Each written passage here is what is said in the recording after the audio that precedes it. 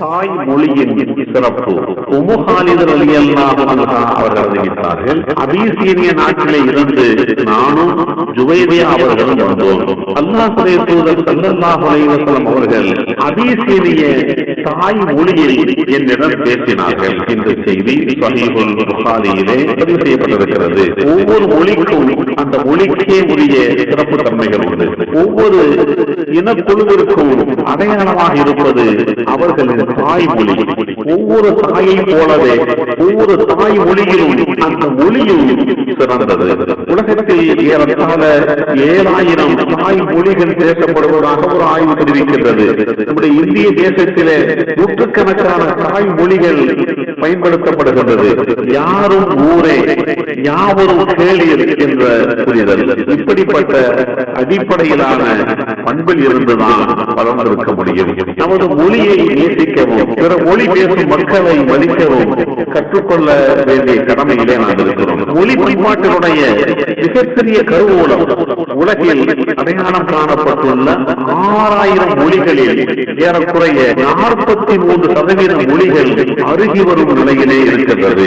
இதில் சில 100 மொழிகள் மட்டுமே கல்வித்துறையிலும் அரசு துறையிலும் பயன்படுத்தப்பட்டு வருகின்றன.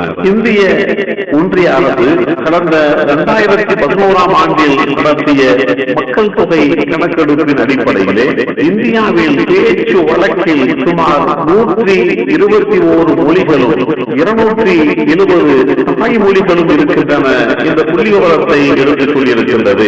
அதே வேளையிலே உலகத்தில் மனிதர்கள் ஒருவருக்கொருவர் தொடர்பு கொள்வதற்கு முக்கிய காரணம் மொழிதான். பேச்சு வழக்குகளில் பல மொழிகள் உள்ளன. அவை அனைத்தும் மாவட்டம், நாடு, மாநிலம், கண்டம் என்று வேறுபடுகின்றது. நாட்டில் வாழுகின்ற ஒவ்வொரு பகுதி மக்களும் அவர்களுக்கென்று ஒவ்வொரு தாய்மொழியும் இருக்கிறது. இப்படிப்பட்ட ஒரு சூழ்நிலையிலே நம்முடைய சிந்தனைக்கு எடுத்துக் கொள்கின்ற இன்னொரு விஷயம், சிந்தனை என்கின்ற சிற்பத்தை செதுக்க தாய்மொழி எனும் மொழியால் தான் முடியுமே தவிர வேறு ஒன்றால் முடியாது. எந்த இடத்திற்கு சென்றாலும் தாய்மொழி அது எந்த மொழியோ அது பெருமைக்குரியதாக பாதிக்கப்படுகிறது. காரணம், தாய்மொழிக்கு அவ்வளவு மதிப்பும் புகழும் உள்ளது என்பதை புரிந்து கொள்ள கடமைப்பட்டிருக்கிறோம்.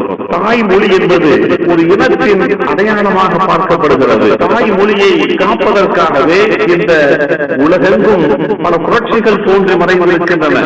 மொழிதான் பண்பாடு, கலாச்சாரம் போன்ற தனித்துவ இயல்புகளை பிரதிபலிக்கின்றது.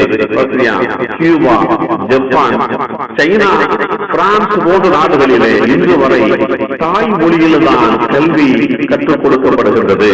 அதனுடைய பயன் என்னவென்றால், அந்த நாடுகள் சிறப்படைய இலக்கிய வெளிப்பாடுகளையும் உலகளவில் அவற்றின் தனித்துவ அடையாளங்களையும் வெளிப்படுத்துவதை அவதானிக்க முடிகின்றது என்பதையும் புரிந்து கொள்ள கடமைப்பட்டிருக்கிறோம்.